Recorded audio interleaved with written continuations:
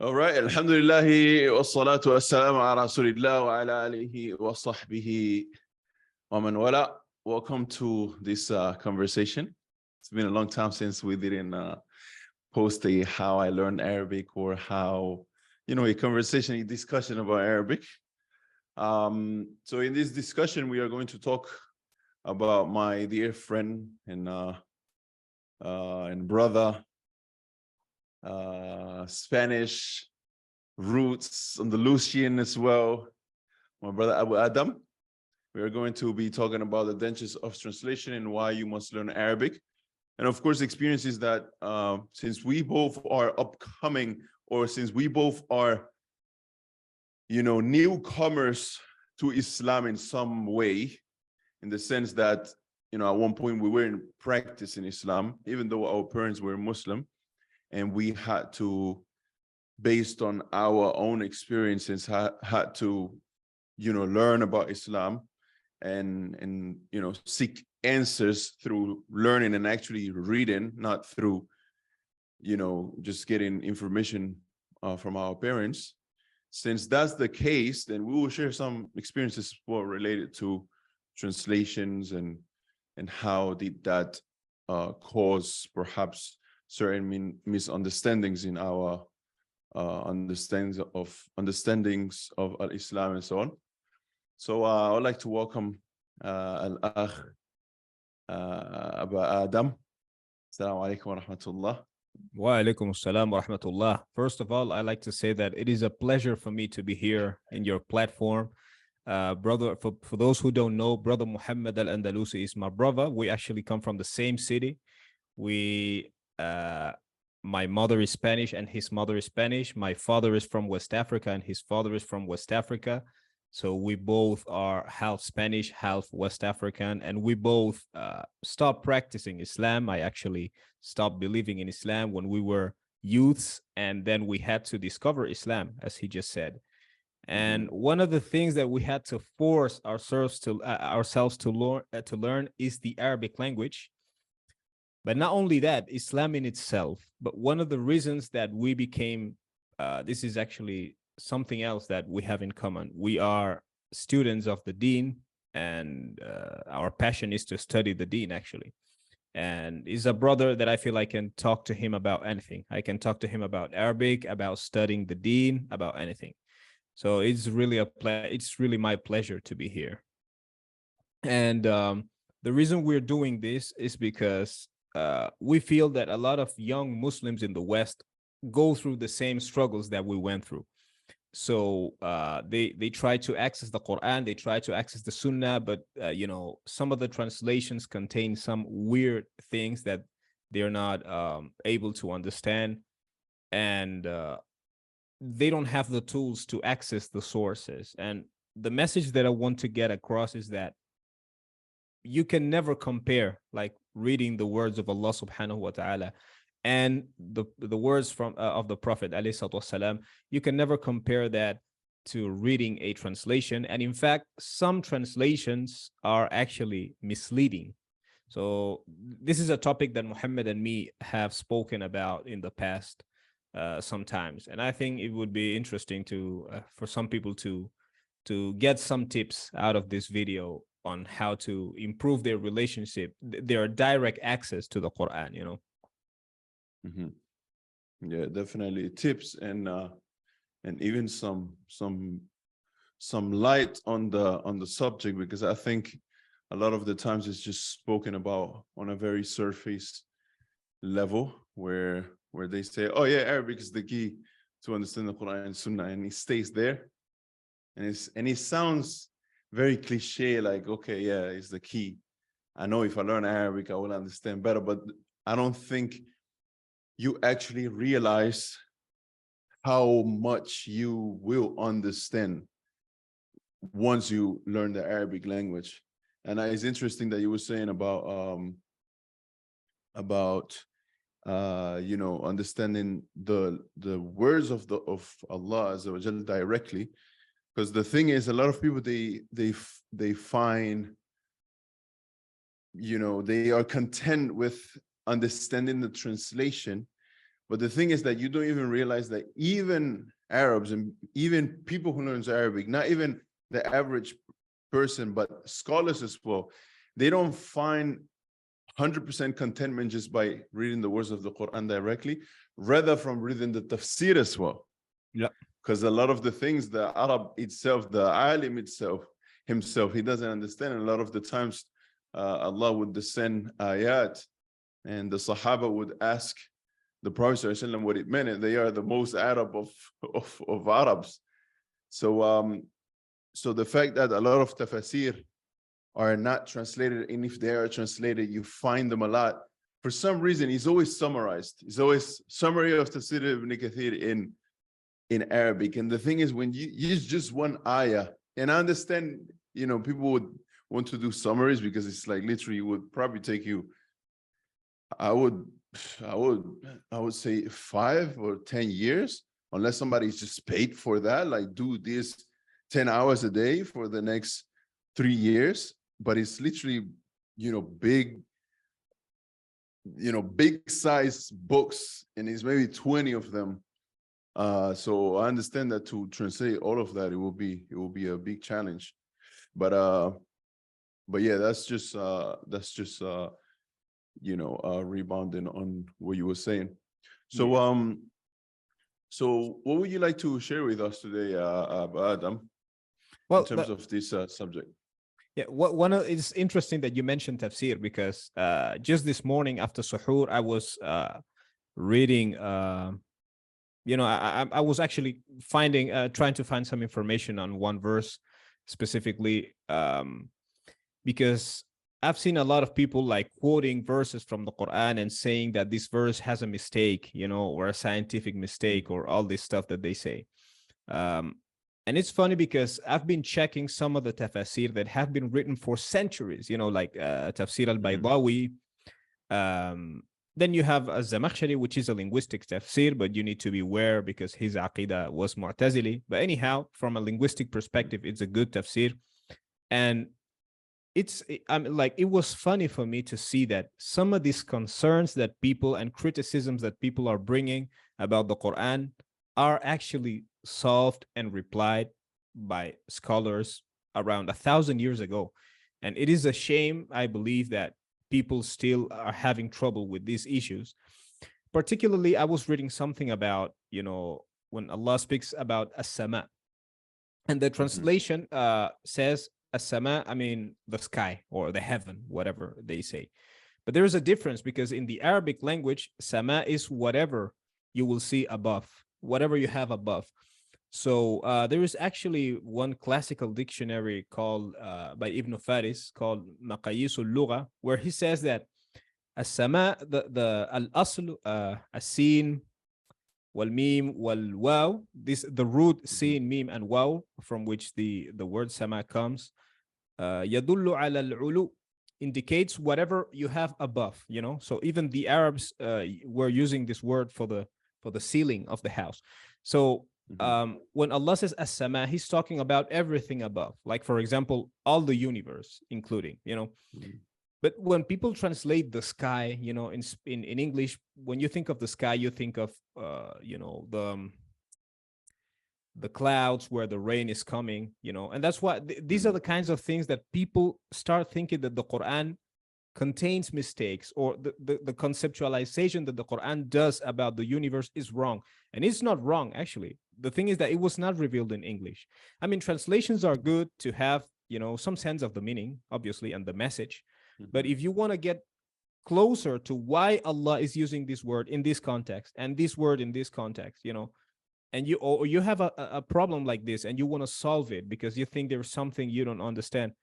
Now, the sheer quantity of fawaid that I have found in all this stuff, in only 3 tafsir that I've been reading this morning about one verse, faida and faida and faida after faida. And, I was thinking, wow, man, I wish that every single Muslim on the earth could have access to this, because just as you said, it's impossible to translate all this tafsir into English.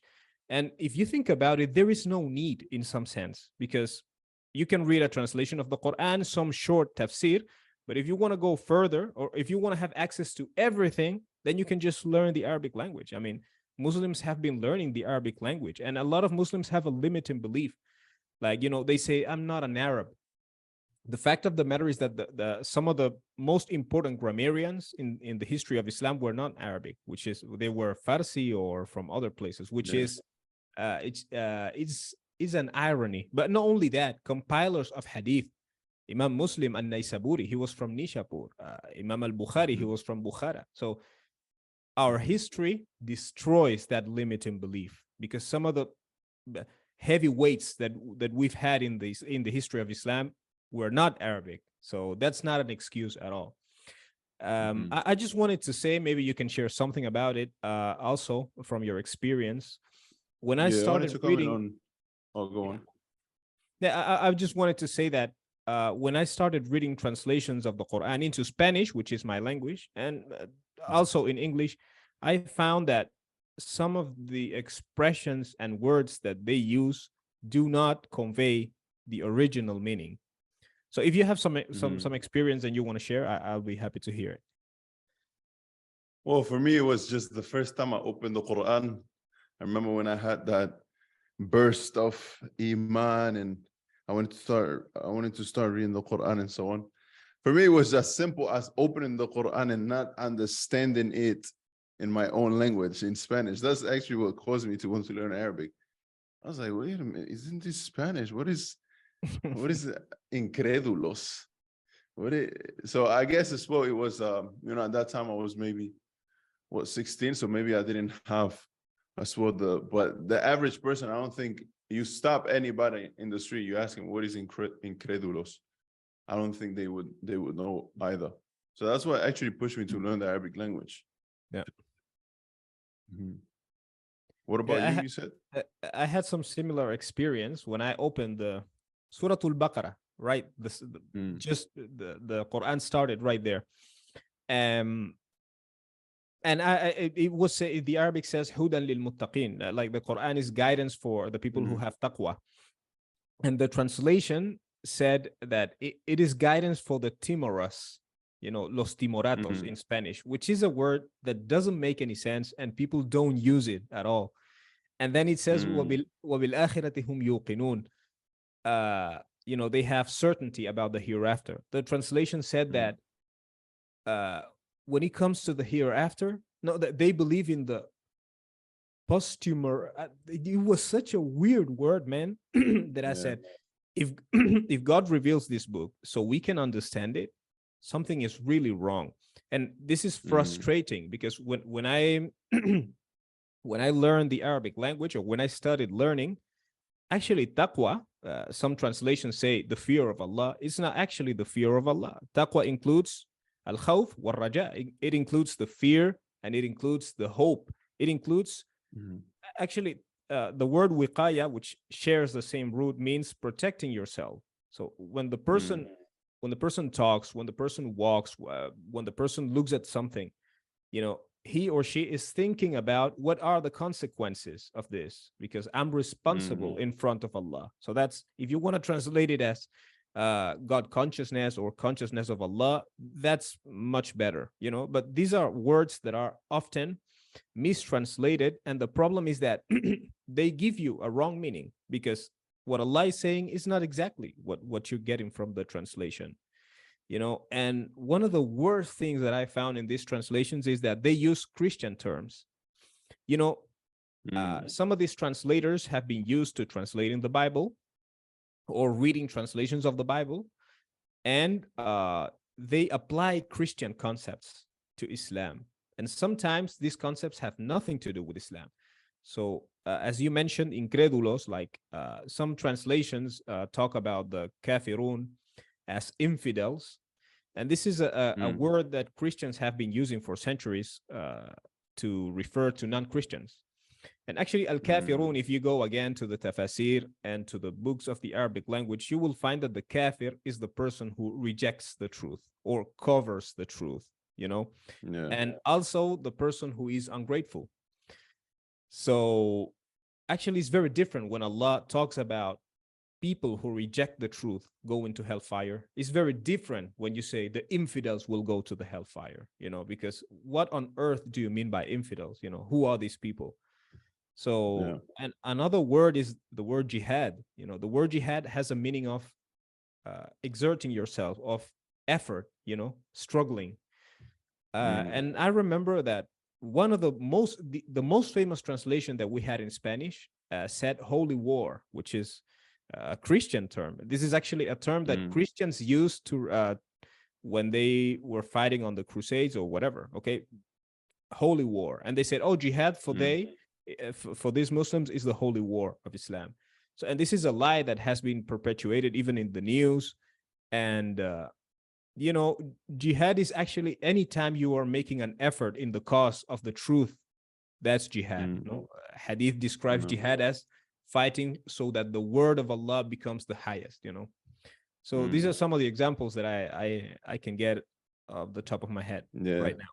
I think when while he was talking, I was imagining that, for example, if me as a person decide one day to translate the Qur'an, I will do it based on a specific reason. Either I'm so inclined towards, bringing the importance of the Sunnah across. Either I'm so inclined to, making it clear so everybody can understand. Somebody else might be inclined to making sure that the Christians, when they read it, they feel familiar and identified with the terminology used.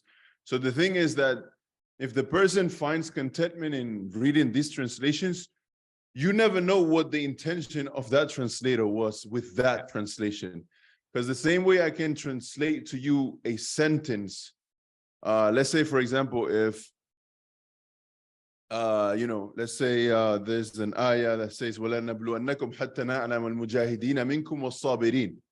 And we will test you and put you into trials to see who is al-mujahideen, the ones that give effort really and truly in this cause, was-sabirin, and those who are patient.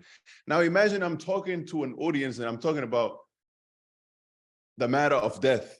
Of course, I will take that ayah and I would be more inclined to talk about a certain subject. Then I might talk to someone who I'm debating about the fact of mujahideen being the meaning of that, not being the meaning of holy war. I would take that ayah as well and I would show him.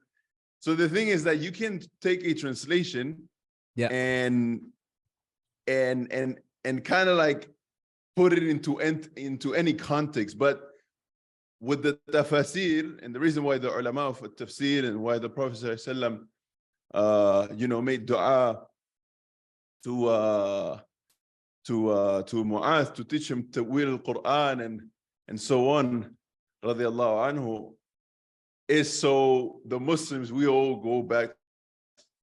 Knowledge is qala Allah, qala Rasul, qala Sahaba. As Ibn Qayyim rahimahullah said, Allah said, the Prophet ﷺ said, the Sahaba said. So you can't really say, oh no, what Allah meant here is this. No, you have to go to tafsir of those who are thiqah, those who, the generations of Muslims have approved that their interpretation of the Quran was correct, and understand through that and take the knowledge from what they said that ayah meant. So you can't just take the ayah and say, oh, this means this and here, and this means that. So I think that seeking self-reliance when it comes to the understanding of the Quran through going by yourself to the tafsir of the Quran, in what sense, in a sense, is basically seeking protection from the agendas that some translators might have when they translate the Quran. At the end of the day, you are now relying on somebody's agenda, intentions, on somebody's skills in their translation skills. You're relying on this person completely. You don't even know them. You don't know their qualifications. You don't know where they went, where they come from, So I think when you look at the subject as a whole, in this particular way, it makes you start thinking like, wow, yeah, I actually need to. Because if you would do that about something so simple as, let's say you are lost in a city, you went with your family, you're lost in a city, and you find someone and you ask him, oh, do you know the way to go to this place or that place? And they start going like, yeah, so that straight away will put some doubt in your heart about that person. Yeah. And you would always rely best on the Google Maps, because Google Maps has been proven to be thiqa, it has been proven to be reliable. Yeah. And actually scholars have approved his his knowledge. You would 100 times rely more on the Google Maps because you know that he's less likely to make mistakes than a random person that you don't know their agenda. You don't know if he wants to send you somewhere so you buy from a particular store or whatever it might be. So if you would do that about such a common, situation, about something that is not even related to life or death or Jannah and nar, why wouldn't you do it about your spot in the place where you're going to be forever? Why would you put yourself into that amount of danger? So subhanallah is deep, man. It's deep. And I think people don't talk about it enough, and they don't give the importance it needs enough. Oh yeah, subhanallah. Yeah, definitely. And I have to say that I understand that translations are important because some people don't know Arabic, some people convert to Islam when they're old. But I see that many Muslims are too quick to claim it's too difficult for me, too fast. They don't even fight. But if you want to get a job, if you want to get anything in life, you make an effort. So this is an effort, and I do believe that it would be perfect if all Muslims were like bilingual, if they were able to speak the Arabic language and whatever language they had, and I'm sure it's been like that in some places when Islamic civilization was stronger. And I also wanted to say that the first time that I mean, if this motivates someone, the first time that I was able to open a tafsir because I had a doubt, and I was able to read it, and I'm trying to remember, but the fact of the matter is that I felt very self-reliant. I felt that now I'm independent because I had a doubt. I just went to the tafsir and I solved the doubt. So like, for example, when there is one of the controversies is that some people claim that according to the Qur'an, the sky was created first and the earth later. Some people say that the earth was created first and the sky later. And I just wanted to know from a purely Arabic perspective if the Qur'an states clearly that the sky was created after the earth, because for some people this is a problem. So I just went to one of the tafsir, and it actually said that the word thumma, which means after, has the meaning of after, and it also has the meaning of like furthermore or also, and it started giving examples from Arabic poetry. And I said, man, there are some people out there lying to us because we don't know our stuff, so I felt super powerful, because I said, now I can come to the original, not only the Quran, which has been preserved through the Sunnah, but the Arabic language has been preserved. I mean, these scholars actually took the Arabic poetry from Jahiliyyah and wrote it down. So no one can come now and and play games with you, but they play games with us because we are ignorant. So what I would say to every Muslim is become self-reliant, just like you want to be self-reliant in other areas of your life.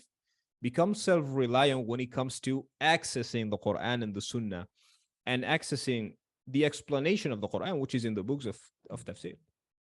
No doubt, man. Inshallah. So what do you have any practical steps or anything that can help someone to perhaps, enter, or the first few steps about learning the Arabic language? Do you have any practical tips that has helped you or that that works?